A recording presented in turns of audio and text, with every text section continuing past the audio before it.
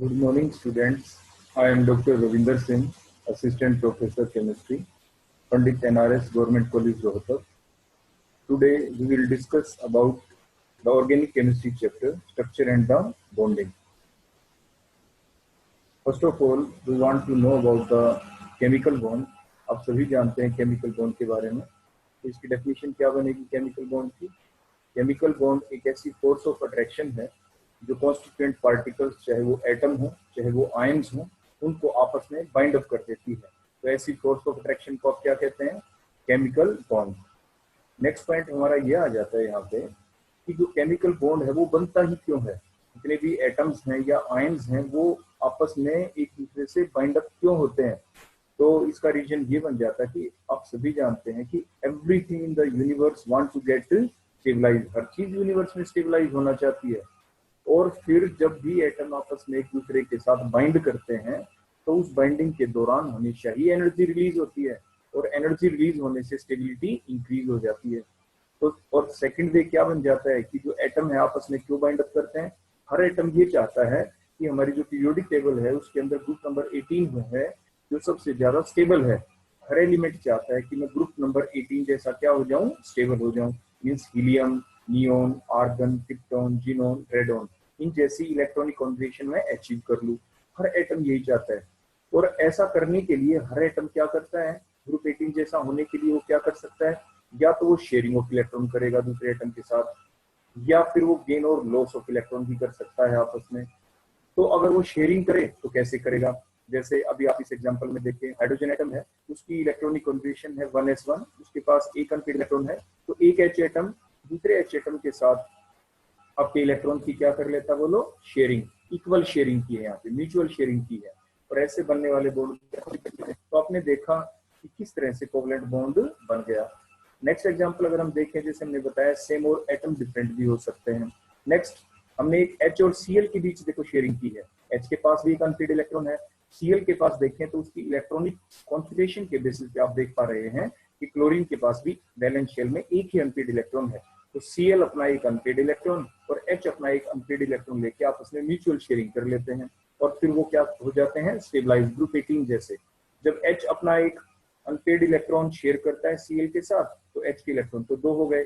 और क्लोरीन का atomic number क्योंकि 17 है, जब ये एक इलेक्ट्रॉन इधर से शेयरिंग में ले लेगा तो टोटल इलेक्ट्रॉन उसके 18 हो जाएंगे। देखो आर्गन जितने, और हाइड्रोजन के किस जैसे हो जाएंगे? हीलियम जैसे हो जाएंगे। तो ये पहला वे तो हमने बताया कि ग्रुप 18 जैसी कॉन्फिगरेशन को अचीव करने के लिए जो एटम आपस में क्या कर सकते हैं? बोलो शेयरिंग। और शेयरिंग भी कैसे कर सकते हैं? या तो म्यूचुअल जैसे भी आपने देखा, या सेकंड आ जाता है अनइक्वल शेयरिंग। अनइक्वल शेयरिंग में आप देखते हैं यहाँ पे जैसे वाटर मॉलिक्यूल आपको नीचे दिख रहा है, ऑक्सीजन जब 2 बॉन्ड बना ले ऑक्सीजन की कॉन्फिगरेशन के बेसिस पे आपको देखो साफ साफ दिख रहा है यहाँ पे इसकी वैलेंस शेल के अंदर कि ऑक्सीजन के पास 2 अनपेड इलेक्ट्रॉन बच जाते हैं।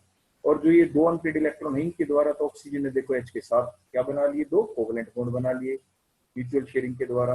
अब ऑक्सीजन की वैलेंस शेल में ये 2 लोन पेयर भी हैं जो पेयर की फॉर्म में आपको दिख रहे हैं। तो ऑक्सीजन के पास जो ये 2 लोन पेयर थे, ये जो लोन पेयर है ये किसी भी दूसरे ऐसे पीसी को डोनेट कर सकता है जिसके पास कोई इलेक्ट्रॉन ना हो, जिसके पास वैकेंट ऑर्बिटल हो। तो वो कौन है यहाँ पे? वो है H पॉजिटिव। H की कॉन्फिगरेशन आपने देखी थी 1s1। H पॉजिटिव की क्या होगी? एक इलेक्ट्रॉन आप कम कर दीजिए तो कॉन्फिगरेशन क्या बन जाएगी? 1s0। तो देखो ये ऑर्बिटल इसका बोलो क्या हो गया है? वैकेंट। तो ऑक्सीजन ने अपना एक लोन पेयर इसमें डोनेट कर दिया। मीन्स ये कैसी शेयरिंग हुई? बोलो अनइक्वल शेयरिंग। मीन्स इस बॉन्ड के बनाने में दोनों के दोनों इलेक्ट्रॉन ऑक्सीजन के ही हैं, इसमें H पॉजिटिव का कोई भी इलेक्ट्रॉन नहीं है। तो बॉन्ड भी बन गया और शेयरिंग कहलाई अनइक्वल शेयरिंग। तो अनइक्वल शेयरिंग भी हो सकती है।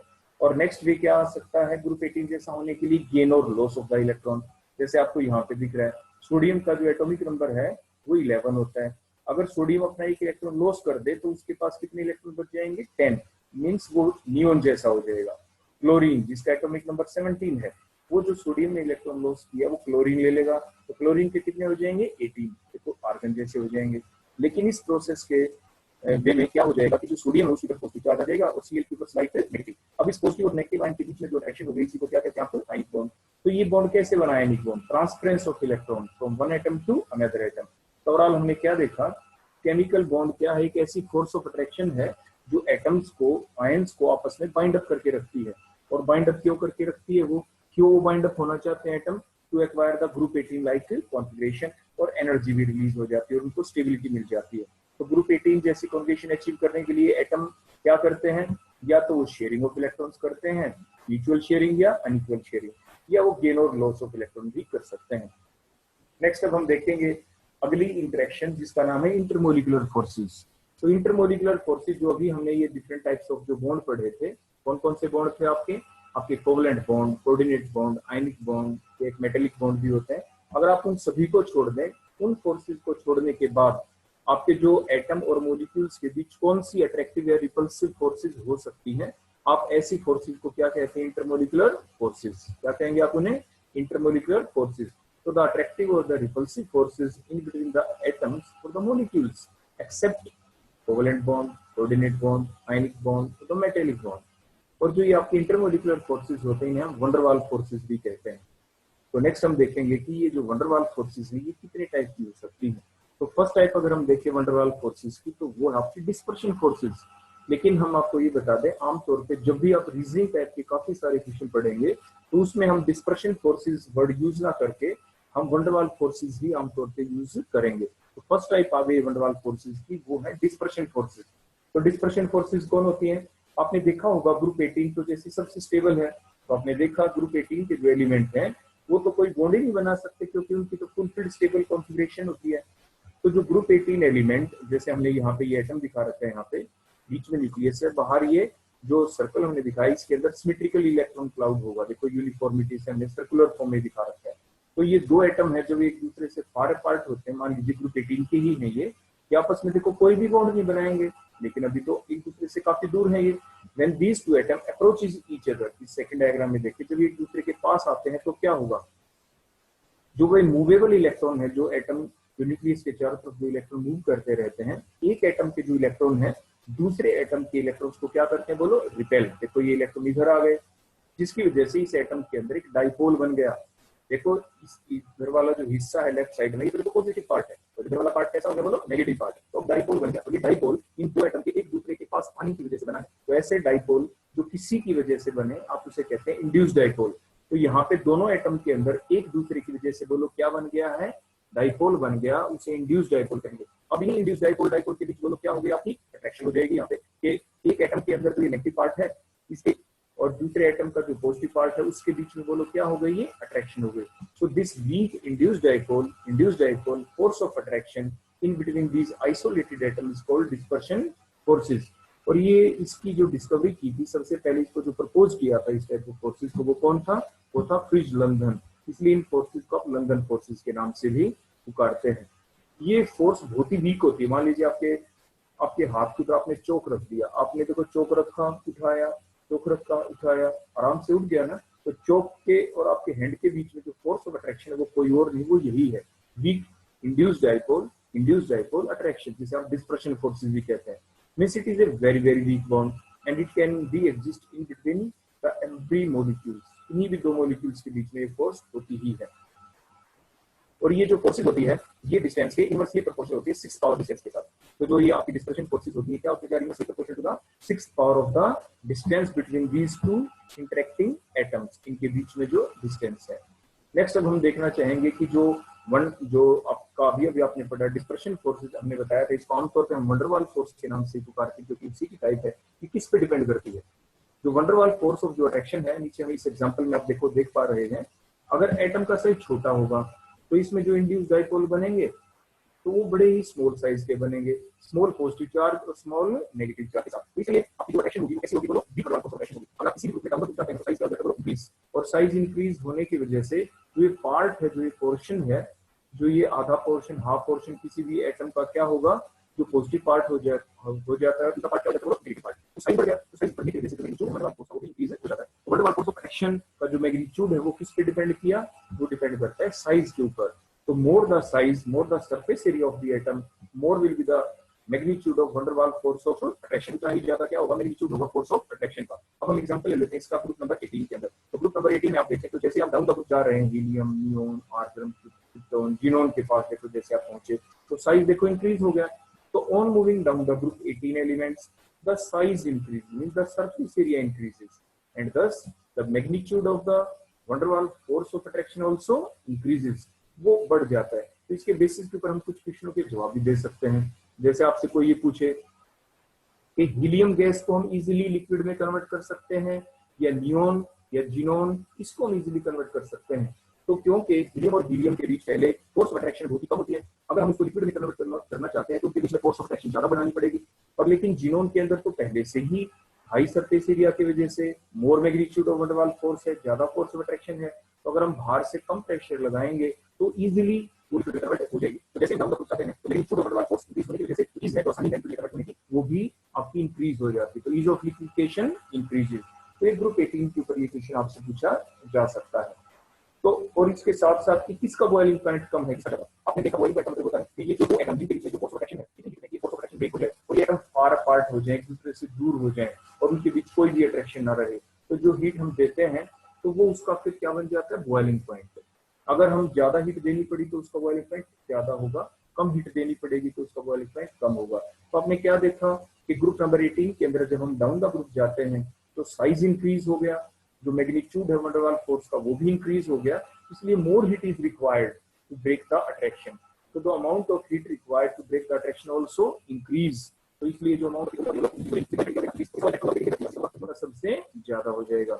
इसी बेसिस के ऊपर अगर हम ग्रुप नंबर 17 को देखें, बिल्कुल सेम पैटर्न के ऊपर अब आपके क्वेश्चन आने वाले हैं। अगर आप ग्रुप 17 को देखें और F2 के बीच जो वंडरवाल फोर्स ऑफ अट्रैक्शन है वो कम होगी या ज्यादा, और डाउन द ग्रुप जाते हैं क्लोरीन के बाद Cl2, Br2, I2, तो कहां पर होगी magnitude of van der Waals force of attraction ज्यादा। तो फिर उसी बेसिस के ऊपर जैसे हमने ग्रुप 18 में देखा था कि on moving down the group number 17 elements size increases, जैसे आपको दिख भी रहा है साइज इंक्रीज होते हुए हमने दिखा रखा है, तो the magnitude of van der Waals force of attraction also increases. इनमें से किसके बीच वंडरवाल फोर्स ऑफ अट्रैक्शन सबसे कम है, क्लोरीन, क्लोरीन में कम होगी, इसलिए फ्लोरीन और क्लोरीन बोलो क्या होंगी आपकी गैसेस, बोलो क्या होंगी वो आपकी गैसेस हो जाएंगी, और Br2 क्या आ जाएगी, लिक्विड। और सबसे ज्यादा फोर्स ऑफ अट्रैक्शन आयोडीन में, सबसे नीचे तो वो सॉलिड है। तो ये क्वेश्चन आपसे पूछा जा सकता है एग्जाम में कि out of chlorine, chlorine, bromine and iodine F2Cl2 are gases, Br2 is liquid and I2 is solid, why? तो इसका जवाब आप इस टाइप से दे सकते हैं। बिल्कुल इसी तरीके से अब हम चलते हैं अपने नेक्स्ट ग्रुप के अंदर, और हमारा जो क्वेश्चन बनता है वो ग्रुप नंबर जैसे 16 के अंदर क्वेश्चन ये बनता है कि ऑक्सीजन तो एक गैस है और जो सल्फर है एसिड वो क्या है, बोलो आपका सॉलिड होता है। तो ऐसा क्यों?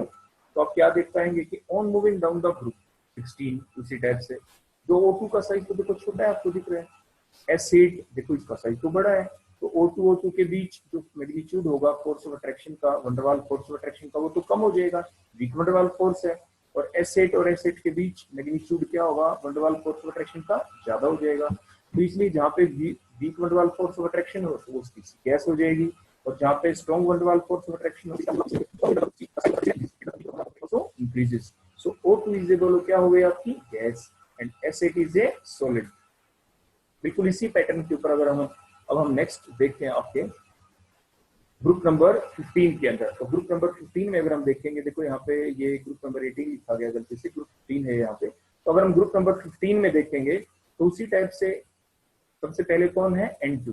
तो N2 का साइज तो देखो छोटा है, N2 और N2 के बीच में weak van der Waals force of attraction होगी, और P4 और P4 के बीच में क्या होगी, strong van der Waals force of attraction या स्ट्रॉन्ग कोवेलेंट बॉन्ड बन जाता है यहाँ पे। तो on moving down the group 15 elements the size of the surface area increases, so the magnitude of van der Waals force of attraction increases, और इसी वजह से नाइट्रोजन इज ए गैस और P4 इज ए सॉलिड। हम इस type से इसका जवाब दे देते हैं। नेक्स्ट हमारी तो साफ साफ दिख रहा है कि आपके पास दो आपकी स्पीसी होंगी, एक स्पीसी ऐसी जैसे पहला नाम है डाइपोल, जिसके अंदर परमानेंट डाइपोल हो, जैसे नीचे आप एग्जांपल में तो इसके अंदर तो परमानेंट डाइपोल है, और आगे नाम क्या है बोलो, इंड्यूस्ड डाइपोल। इंड्यूस्ड डाइपोल का मतलब जिसमें डाइपोल अभी क्रिएट है नहीं, हो जाएगा, लाइक ग्रुप 18 के अंदर करता है इस ग्रुप 18 एलिमेंट के पास। तो जो इसका नेगेटिव पार्ट है O नेगेटिव, ये इलेक्ट्रॉन को देखो रिपेल करेगा, चाहे वो कुछ पल के लिए ही क्यों ना करे, रिपेल किया, इलेक्ट्रॉन दूसरी साइड में चले गए, तो इसके अंदर एक डाइपोल बन गया, इसे इंड्यूस्ड डाइपोल कहते हैं। क्या कहते हैं इसे, इंड्यूस्ड डाइपोल। अब क्या होगा, ऑक्सीजन का नेगेटिव पार्ट और ये जो एटम 18 का, इसके इधर वाला पार्ट, इधर पे इलेक्ट्रॉन है नहीं, ये तो पॉजिटिव पार्ट हो गया, तो पॉजिटिव नेगेटिव के बीच जो भी अब अट्रैक्शन क्रिएट हो जाएगी, इसी को कहते हैं dipole induced dipole force of attraction. So what is the dipole induced dipole force of attraction? The forces which act in between the molecules having permanent dipole and the molecule having no dipole or the induced dipole are called dipole induced dipole force of attraction. और ये सिर्फ उन्हीं मॉलिक्यूलों में चलती है जैसे हमने आपको पहले बता दिया, एक मॉलिक्यूल के अंदर परमानेंट डाइपोल होना जरूरी है और वो दूसरे मॉलिक्यूल के अंदर डाइपोल क्रिएट कर देता है, मतलब उसके अंदर इंड्यूस्ड डाइपोल आ जाता है। सिमिलरली इसी टाइप से जो इनका जो मैग्नीट्यूड है dipole induced dipole force of attraction का, वो इन जो दो स्पीसी थी, एक ग्रुप 18 और एक वाटर, इनके बीच का जो डिस्टेंस है उसकी इनवर्सली प्रोपोर्शनल होता है, डिस्टेंस की 6 पावर के साथ होता है। इसके बाद अब हम इसी को बेस बनाएंगे हमारे कुछ रीजनिंग टाइप वाले क्वेश्चनों का जवाब देने के लिए। अब हम ये देखना चाहते हैं कि अगर हम ये देखें ग्रुप नंबर 18 में जो सबसे ऊपर हमने ये हीलियम ले लिया, देखो जो ये डायग्राम में दिख रहा है, नीचे ये हमने मान लीजिए जीनोन ले लिया, तो कौन इजीली वाटर के अंदर क्या हो जाएगा, सोल्यूबल हो जाएगा। तो क्या होगा, जो ये वाटर मॉलिक्यूल है जब अप्रोच करता है तो देखो इंड्यूस्ड डाइपोल तो क्रिएट होना ही है, चाहे वाटर यहाँ पे हीलियम के पास अप्रोच करे चाहे यहाँ पे जीनोन के पास अप्रोच करे। लेकिन जो सरफेस एरिया है वो हीलियम का कम है, तो इसका जो पॉजिटिव पार्ट का एरिया है, देखो इधर वाला ये छोटा है, इधर नेगेटिव पार्ट का एरिया ये छोटा है। लेकिन जब जीनोन तक पहुंचने तो देखो पॉजिटिव पार्ट का जो एरिया, इसका सरफेस एरिया ज्यादा बड़ा हो गया, तो सरफेस एरिया ज्यादा हो गया पॉजिटिव पार्ट का, इसलिए वाटर के ओ जो नेगेटिव है और ये जो इसका जो पॉजिटिव पार्ट है इसके बीच में जो अट्रैक्शन होगी वो थोड़ी स्ट्रॉन्ग होगी और हीलियम के साथ जो अट्रैक्शन होगी वो क्या होगी, कम। तो weak induced dipole dipole force of attraction होगी हीलियम में। और डाउन द ग्रुप जब हम जाते हैं हीलियम से नियोन, आर्गन, कीटोन, जीनोन तक, तो जो मैग्नीट्यूड है इसका dipole induced dipole force of attraction का वो इंक्रीज हो जाता है। और जितनी ज्यादा अट्रैक्शन होगी वाटर की इसके साथ तो उतनी ज्यादा सोल्युबिलिटी होगी, उतना इजीली घुल जाएगा। तो कौन इजीली घुलेगा वाटर के अंदर, हीलियम या डाउन द ग्रुप जाएंगे तो सोल्युबिलिटी बढ़ जाएगी, तो डाउन द ग्रुप जाएंगे तो सोल्युबिलिटी क्या हो जाएगी, इंक्रीज। तो on moving down the group number 18 size increases, और साइज इंक्रीज होने से क्या हो जाएगा, the distortion of valence electron cloud of noble gases by water molecule increases. जो डिस्टॉर्शन हुआ है ये इंक्रीज हो गया, मींस दोनों में ही डाइपोल इंड्यूस्ड डाइपोल तो बन गए। अब उसके बाद induced dipole dipole force of attraction increase हो गई डाउन द ग्रुप जाने से, क्योंकि सरफेस एरिया बढ़ गया था, इसलिए सोल्युबिलिटी भी क्या हो जाएगी, इंक्रीज। इसके बाद नेक्स्ट अब हम देखेंगे अगली जो थर्ड टाइप है वंडर वाल फोर्सेस की, उसका नाम है डाइपोल डाइपोल बॉन्ड। जैसे नाम से पता चल रहा है डाइपोल डाइपोल बॉन्ड मीन्स हमारे पास दो मॉलिक्यूल होने चाहिए और दोनों के अंदर परमानेंट डाइपोल का होना जरूरी है। जैसे एल्डिहाइड के टर्म्स के अंदर आप देख लें तो एक कार्बोनिल ग्रुप है, सी डबल बॉन्ड हो, कार्बन के ऊपर स्लाइड पॉजिटिव चार्ज होगा, ऑक्सीजन के ऊपर स्लाइड नेगेटिव होगा, क्योंकि ऑक्सीजन एक मोर इलेक्ट्रोनेगेटिव एलिमेंट है कार्बन से, तो इसलिए जो बॉन्ड के इलेक्ट्रॉन्स को ऑक्सीजन अपनी तरफ अट्रैक्ट कर लेगा, तो ऑक्सीजन के ऊपर आ जाएगा स्लाइड नेगेटिव चार्ज और कार्बन के ऊपर आ जाएगा स्लाइड पॉजिटिव, तो बन गए ना इसके अंदर देखो परमानेंट डाइपोल। ऐसे दूसरे मॉलिक्यूल के अंदर भी परमानेंट डाइपोल है। अब क्या होगा, इस मॉलिक्यूल का जो नेगेटिव पार्ट है एक मॉलिक्यूल का दूसरे के पॉजिटिव पार्ट के साथ कोई अट्रैक्शन हो गई, इसी अट्रैक्शन का नाम है डाइपोल डाइपोल बॉन्ड। तो ये डाइपोल डाइपोल बॉन्ड कब बनता है, किन मॉलिक्यूल्स के बीच में होता है, उन मॉलिक्यूल्स के बीच में ये अट्रैक्शन होती है जिनके अंदर परमानेंट डाइपोल हो। तो the force of attraction which act in between the molecules having the permanent dipole are called dipole dipole bond, या हम किस्म फोर्सेस भी कहते हैं, क्योंकि इसकी जो डिस्कवरी की थी वो जो सबसे पहले जिस साइंटिस्ट ने इसको बताया वो अपनी किस्म था, इसलिए इसका नाम रख दिया गया किस्म फोर्सेस। इसके बाद नेक्स्ट, जैसे आप डायग्राम में भी नीचे देख पा रहे हैं कि पोलर मॉलिक्यूल थे और जो एक दूसरे के पास इंटरेक्शन हो जाती है, जैसे हमने एल्डिहाइड के एग्जांपल ले लिया था, क्योंकि यहाँ पे परमानेंट डाइपोल दोनों मॉलिक्यूल के बीच, इसीलिए ये जो अट्रैक्शन होगी, ये जो पहले आपने दो टाइप की अट्रैक्शन पढ़ी उनसे ये स्ट्रॉन्गर होगी। तो सबसे वीकर फोर्स ऑफ अट्रैक्शन कौन सी थी, जो नंबर 1 पे हमने पढ़ी थी, कौन सी थी, वो डिस्पर्शन फोर्सेस, क्योंकि उनके अंदर दोनों ही डाइपोल इंड्यूस्ड डाइपोल ही होते हैं। और सेकंड हमने कौन सी पढ़ी थी, हमारी डाइपोल इंड्यूस्ड डाइपोल, वो उससे स्ट्रॉन्ग थी। अब दोनों ही मॉलिक्यूल ऐसे हमने ले लिए जिनके अंदर यहाँ पे परमानेंट डाइपोल आपको दिख रहा है, तो इसलिए ये फोर्स ऑफ अट्रैक्शन उनसे भी स्ट्रॉन्ग हो गई। इसके बाद जो नेक्स्ट आइडिया आ जाता है कि जो अट्रैक्शन कितनी होगी, अट्रैक्शन होती है डिस्टेंस की रेज़ टू द पावर 3 के इनवर्सली प्रोपोर्शनल के साथ। तो ये थी हमारी थर्ड टाइप जिसे कहते हैं डाइपोल डाइपोल बॉन्ड। और जो स्पेशल टाइप है डाइपोल डाइपोल बॉन्ड का वो कौन है, बोलो, वो है हाइड्रोजन बॉन्ड। तो नेक्स्ट अब हम देखेंगे कि आखिर जो हाइड्रोजन बॉन्ड है वो क्या होता है। तो उसके लिए देखो अब हम ये एग्जांपल से समझेंगे। सबसे पहले हमने मॉलिक्यूल ले लिया HF। जैसे कि आप जानते हैं पूरी पीरियोडिक टेबल में सबसे ज्यादा जो इलेक्ट्रोनेगेटिव एलिमेंट है वो फ्लोरीन ही होता है। तो HF और ये दूसरा मॉलिक्यूल HF का लिख दिया, ये थर्ड मॉलिक्यूल भी हमने HF का लिख दिया। फ्लोरीन क्या करेगा, H और F के बीच में जो बॉन्ड पेयर इलेक्ट्रॉन को अपनी तरफ अट्रैक्ट करेगा। फ्लोरीन के ऊपर स्लाइड नेगेटिव चार्ज आ जाएगा, H के ऊपर slide positive and so on. और मॉलिक्यूलों में भी ऐसा ही हो जाएगा। अब इनके अंदर परमानेंट डाइपोल है, देखो दोनों के अंदर। अब F के ऊपर स्लाइट नेगेटिव, एक मॉलिक्यूल का F और दूसरे मॉलिक्यूल का H, इनके बीच में जो ये इलेक्ट्रोस्टैटिक फोर्स ऑफ अट्रैक्शन हो गई है, इस weak electrostatic force of attraction को क्या कहते हैं? Hydrogen bond. क्योंकि जो F जिस एटम से अटैच है वो एक एटम यहाँ पे H जरूर है, तो तभी हम इसको हाइड्रोजन बॉन्ड कहते हैं। अदरवाइज कॉमनली आप इसको डाइपोल डाइपोल बॉन्ड भी कह सकते हैं, लेकिन हाइड्रोजन बॉन्ड इसलिए कह रहे हैं क्योंकि एक एटम यहाँ पे H है। तो इसलिए हाइड्रोजन बॉन्ड की बोलो डेफिनेशन क्या बन गई? The weak electrostatic force of attraction in between the H atom and the electronegative atom is called the hydrogen bond। अब दूसरा एग्जांपल भी आप देख सकते हैं यहाँ पे, जैसे वाटर का। तो वाटर की हमने स्ट्रक्चर लिखी, देखो HOH, फिर अगला HOH, ऑक्सीजन के ऊपर स्लाइट नेगेटिव चार्ज, H के ऊपर स्लाइट पॉजिटिव चार्ज। तो देखो इन डिफरेंट मॉलिक्यूल्स के बीच जो अट्रैक्शन हुई है परमानेंट डाइपोल्स की आपस में, एक मॉलिक्यूल का H और दूसरे मॉलिक्यूल का O, इनके बीच में पॉजिटिव और नेगेटिव चार्ज के बीच अट्रैक्शन हो गई, इसी का नाम है हाइड्रोजन बॉन्ड। क्या नाम बोलो इसका? Hydrogen bond. हाइड्रोजन बॉन्ड को रिप्रेजेंट कैसे करते हैं? आपने देखा होगा दो मॉलिक्यूल के बीच में हमने ये डैश डैश लगा रखा है, डॉटेड लाइन लगा रखी है, तो डॉटेड लाइन से इसको रिप्रेजेंट किया जाता है। इसकी स्ट्रेंथ कितनी होती है हाइड्रोजन बॉन्ड की? ये रेंज है इसकी 10 to 100 किलो जूल पर मोल। नेक्स्ट हम ये देखेंगे कि कंडीशन क्या होती है हाइड्रोजन बॉन्ड की। कंडीशन तो आप पहले ही सीख चुके हैं कि पहली कंडीशन क्या है कि जो भी मॉलिक्यूल जिनके अंदर ये हाइड्रोजन बॉन्ड बने H जरूर हो। लेकिन ये कंडीशन अकेली काफी नहीं कि HH से काम चल जाएगा। H किससे अटैच होना जरूरी है? H must attach with the more electronegative element like chlorine, oxygen. जैसे आपने एग्जांपल में देखा HF में भी बात की, HF के केस में हो गया, वाटर के केस में हो गया। नेक्स्ट ये आ जाता है कि हमारा हाइड्रोजन बॉन्ड है, इसकी स्ट्रेंथ किस पे डिपेंड करती है? कौन सा बॉन्ड ज्यादा स्ट्रांग है? देखो हाइड्रोजन बॉन्ड तो HF के बीच भी बन गया, हाइड्रोजन बॉन्ड तो H2O के बीच भी बन गया, लेकिन कौन सा हाइड्रोजन ज्यादा स्ट्रांग है और कौन सा हाइड्रोजन बॉन्ड इससे थोड़ा वीक है? तो ये जो वो उसकी इलेक्ट्रोनेगेटिविटी के बेसिस के ऊपर। तो जो फ्लोरीन जो है वो ज्यादा इलेक्ट्रॉन को अपनी तरफ अट्रैक्ट करेगा, बॉन्ड के इलेक्ट्रॉन को। फ्लोरीन के ऊपर जो है नेगेटिव चार्ज थोड़ा ज्यादा क्रिएट हो जाएगा, ऑक्सीजन थोड़ा कम होगा, तो ऑक्सीजन कम इलेक्ट्रॉन थोड़ी, तो इसीलिए जो फोर्स अट्रैक्शन होगी वो किससे ज्यादा होगी? HF के केस में इलेक्ट्रोस्टैटिक फोर्स ऑफ जो अट्रैक्शन जो हाइड्रोजन बॉन्ड की जो स्ट्रेंथ है वो ज्यादा होगी, क्योंकि फ्लोरीन इज मोर इलेक्ट्रोनेगेटिव। और वाटर के केस में जो फोर्स ऑफ अट्रैक्शन होगी वो थोड़ी कम होगी, because oxygen is less electronegative, तो जो स्ट्रेंथ हाइड्रोजन बॉन्ड की उससे करती है electronegative of the atom which is attached to hydrogen. तो ये थी स्ट्रेंथ ऑफ हाइड्रोजन बॉन्ड के बारे में। जैसे अगला एग्जांपल भी अगर हम देखना चाहें कि HF और HCl के बीच, तो अंडरस्टूड सी बात है, अगर जो हमने यहाँ पे HF ले रखे हैं, अगर हम इसकी जगह HCl ले लेते तो वो जो बॉन्ड बनता, हाइड्रोजन बॉन्ड बनता, वो वीक ही होता, वो तो स्ट्रॉन्ग नहीं होता, क्योंकि fluorine is more electronegative than fluorine. इसके बाद नेक्स्ट हम देखना चाहेंगे कि जो हाइड्रोजन बॉन्ड है वो फर्दर कितने टाइप के हो सकते हैं। वो दो टाइप के होते हैं। जैसे आपने अभी पढ़ा था पीछे, जो हाइड्रोजन बॉन्ड बना था वो HF और दूसरे HF, तो तीसरे HF और HF के दो अलग अलग मॉलिक्यूलों के बीच में बना था। तो इंटर का मतलब इन between the hydrogen bond which is formed in between the same और द डिफरेंट मॉलिक्यूल। सेम कैसे?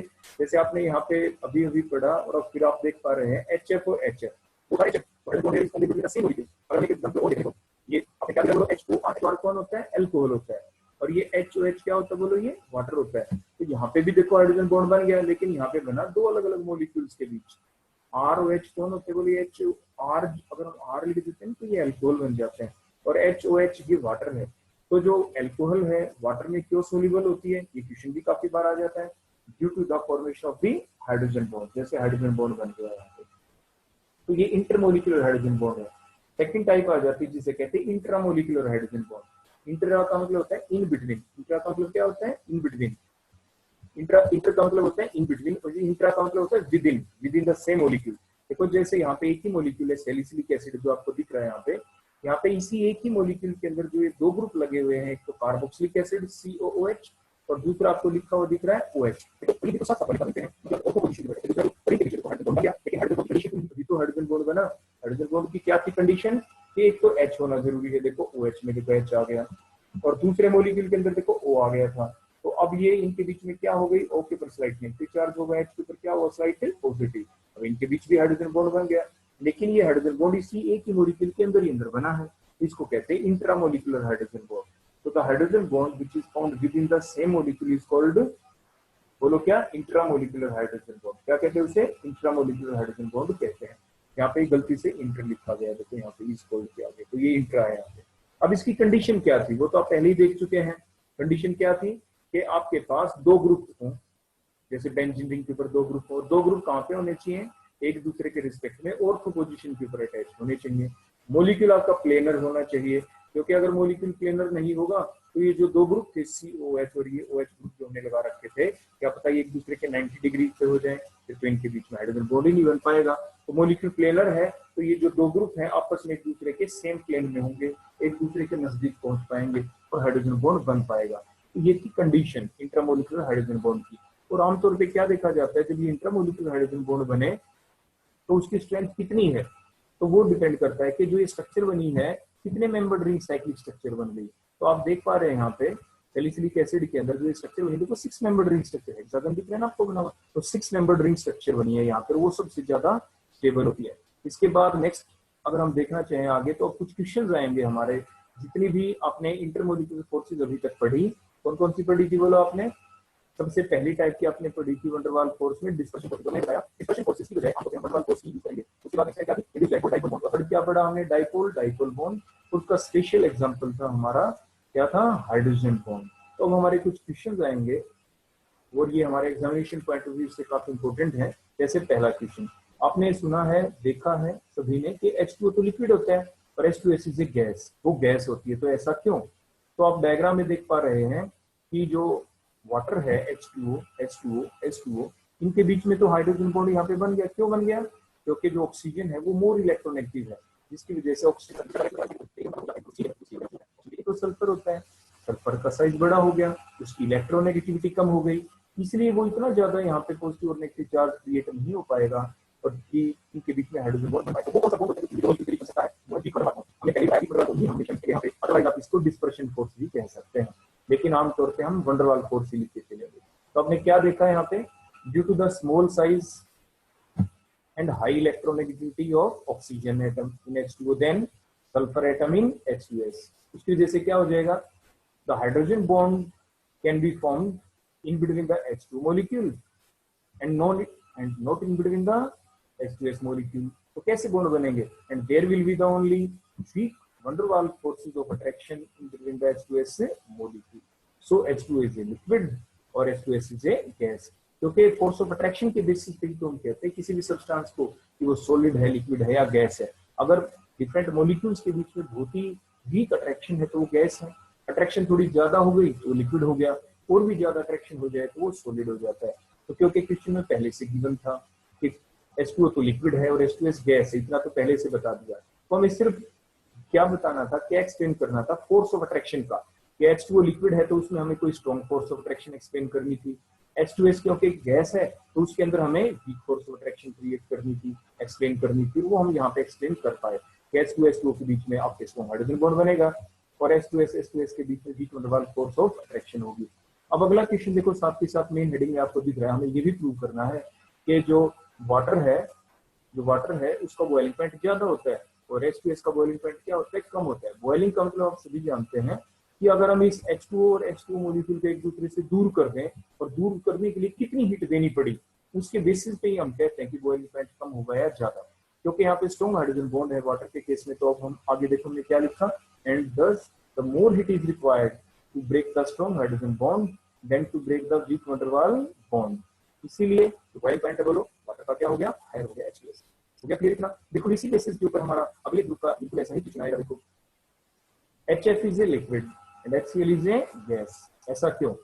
जैसे अभी अभी हमने एक्सप्लेन किया था, देखो आप नीचे डायग्राम में देख पा रहे हैं कि HF और HF के बीच में तो स्ट्रॉन्ग हाइड्रोजन बॉन्ड बन जाएगा क्योंकि फ्लोरीन ज्यादा इलेक्ट्रोनेगेटिव एलिमेंट है, तो क्लोरीन के ऊपर स्लाइट नेगेटिव चार्ज, H2 पर स्लाइट पॉजिटिव चार्ज। लेकिन HCl ऐसा नहीं हो पाएगा क्योंकि क्लोरीन का साइज बड़ा है, ग्रुप 17 में फ्लोरीन के नीचे आता है, इसलिए यहाँ पे weak van der Waals force of attraction ही होगी।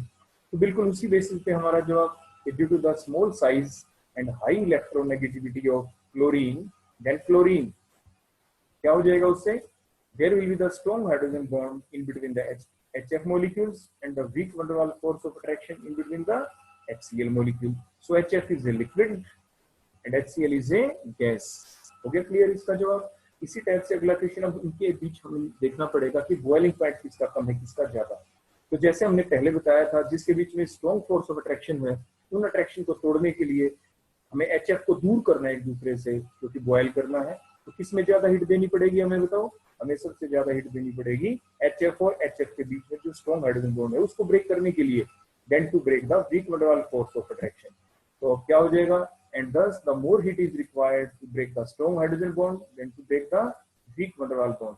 Hence the boiling point of HF is higher than HCl. Clear हो गया इतना? अब हम देखते हैं नेक्स्ट बिल्कुल इसी बेसिस के ऊपर एक और बड़ा इंटरेस्टिंग क्वेश्चन है हमारा। जैसे अभी आपने अभी तक यही पढ़ा कि जो वाटर है और जो HF है, अगर हम इन दोनों में देखें तो जो वाटर मॉलिक्यूल है ऑक्सीजन है इसमें, HF में फ्लोरीन है, तो स्ट्रॉन्ग हाइड्रोजन बॉन्ड बोलो किस में होना चाहिए? HF के केस में। बिल्कुल ठीक बात है, HF और HF के बीच में स्ट्रॉन्ग हाइड्रोजन बॉन्ड होता है, लेकिन H2O के अंदर भी आपके हाइड्रोजन बॉन्ड बनेगा।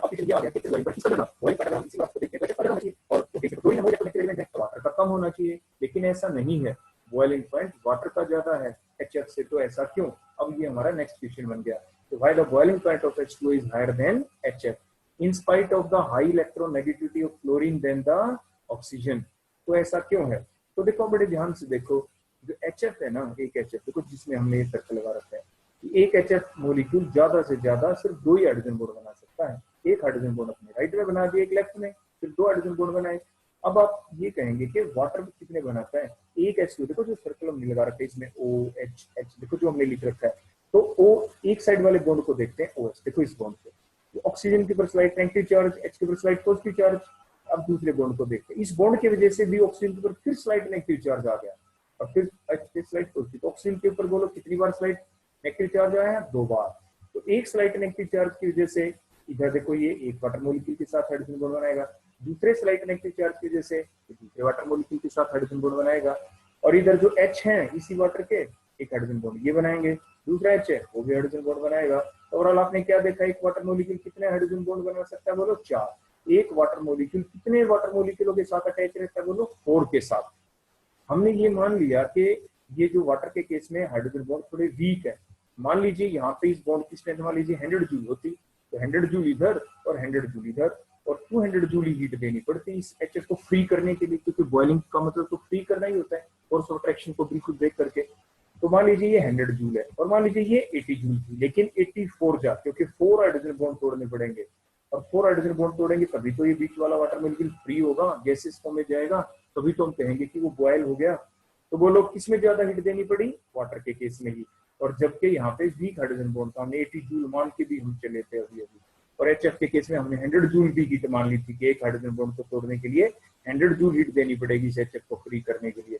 तो 100 और 100 200 जूल मान लीजिए देनी पड़ी, और यहाँ पे कितनी देनी पड़ी? 80 देखो फिर भी ज्यादा हो गई 60-20।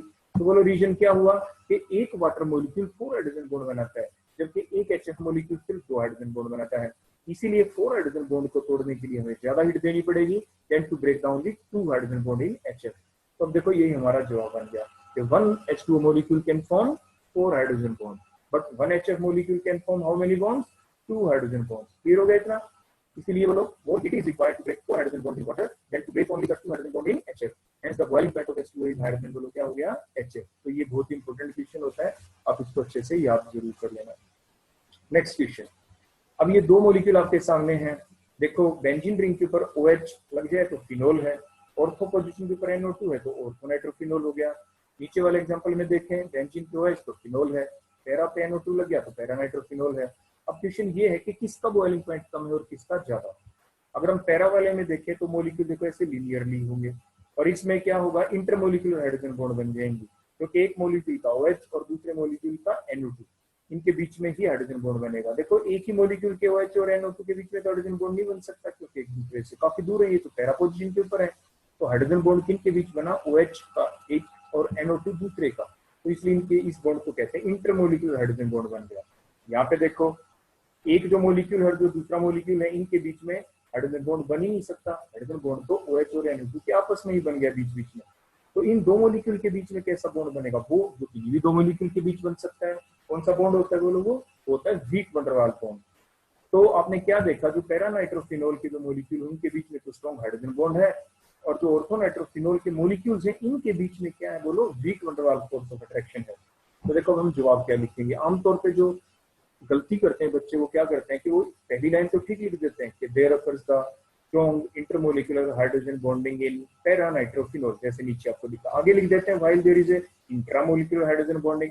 देखो इंट्रामोलिकुलर मान लिया हमने है, देखो यहाँ पे OH और NO2, लेकिन बॉइलिंग पॉइंट के क्वेश्चन में इसका कोई रोल नहीं है। क्योंकि बॉयल का मतलब होता है जो ये दो मोलिक्यूल है आपके ऑर्थोनाइट्रोफिनोल का एक मोलिक्यूल, ऑर्थोनाइट्रोफिनोल का दूसरा मोलिक्यूल, इन दो मोलिक्यूलों के बीच में कौन सी फोर्स ऑफ अट्रैक्शन है, उस फोर्स ऑफ अट्रैक्शन को जब हम ब्रेक करेंगे तभी तो ये दो मोलिक्यूल एक दूसरे से दूर होंगे। तो उस फोर्स ऑफ अट्रैक्शन को हमें देखना वो कौन सी है, वो तो यहाँ पे weak van der Waals force of attraction है। तो बोलो अब हमारा ठीक जवाब क्या बन जाएगा कि there occurs the strong hydrogen bonding in between the, बोलो किसके, para-nitrophenol molecules and weak van der Waals force of attraction in between the orthonitrophenol molecules. उससे क्या हो जाएगा, so more heat is required to break this strong hydrogen bond than to break this weak van der Waals bond, और इसलिए जो boiling point है पैरानाइट्रोफिनोल का ज्यादा होता है ऑर्थोनाइट्रोफिनोल से। क्लियर हो गया इतना। अब हम नेक्स्ट देखना चाहते हैं बॉन्डों की स्ट्रेंथ जो अभी तक हमने पढ़े हैं सुने हैं। सबसे स्ट्रॉन्ग बॉन्ड आयनिक बॉन्ड, उससे वीक कोवलेंट, उससे वीक मेटेलिक, उससे भी वीक हाइड्रोजन बॉन्ड है। और हाइड्रोजन बॉन्ड क्योंकि स्पेशल टाइप का डाइपोल डाइपोल बॉन्ड, तो उससे भी कौन हो गया, ये डाइपोल डाइपोल बॉन्ड, उससे भी weak dipole induce dipole bond, उससे भी वीक इंड्यूस डाइपोल बॉन्ड। तो ये डिफरेंट जो ऑर्डर है ये याद रखने बहुत जरूरी है हमारे लिए, क्योंकि काफी सारे रीजनिंग क्वेश्चनों में कोई भी दो मोलिक्यूल आपको दे दें तो आप यही तो देखते हैं कि उन दो मोलिक्यूलों के बीच में कौन सी फोर्स ऑफ अट्रैक्शन है, जैसे आपने पिछले काफी क्वेश्चनों में देखा भी। और हमें ये पहले से पता हो कौन सा बॉन्ड वीक होता है कौन सा स्ट्रॉन्ग, तभी हम ये एक्सप्लेन कर पाते हैं कौन सॉलिड है, लिक्विड है या गैस है, या किसका बॉइलिंग पॉइंट कम और किसका ज्यादा है। अब हम कुछ क्वेश्चंस देते हैं आपके सामने, आपको इनके जवाब देने हैं, ये हम आपको पहले सिखा चुके हैं। आपको ये बताना है ग्रुप 18 और ग्रुप 18 के बीच बॉन्ड है जो किसी भी दो मोलिक्यूल के बीच बन सकता है, वो कौन सा होता है, बोलो weak van der Waals bond. तो answer is induced dipole bond, जिसे weak van der Waals bond भी आप कहेंगे। हमने बताया था इंड्यूस्ड डाइपोल बॉन्ड को आमतौर पे हम वैन डेर वाल्स बॉन्ड ही कहेंगे।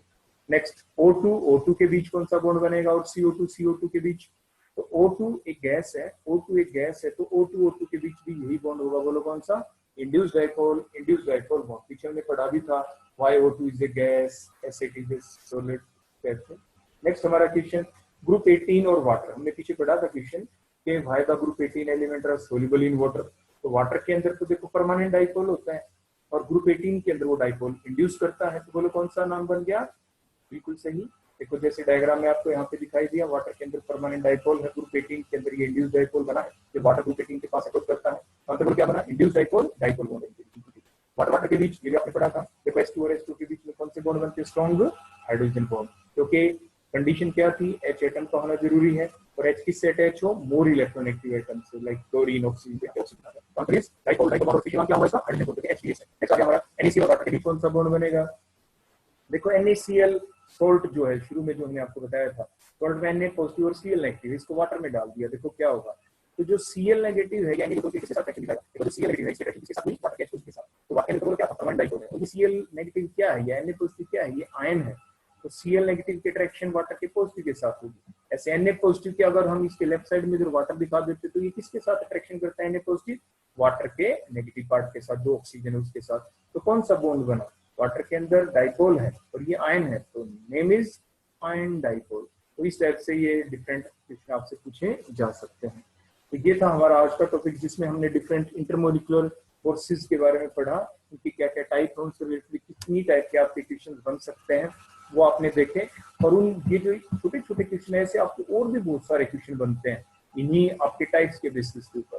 तो आप इन्हीं क्वेश्चन को एक बार घर पे जाके बड़े आराम से पढ़ें और इसी टाइप के और क्वेश्चनों को भी सोल्व करने की आप कोशिश करें। थैंक्स।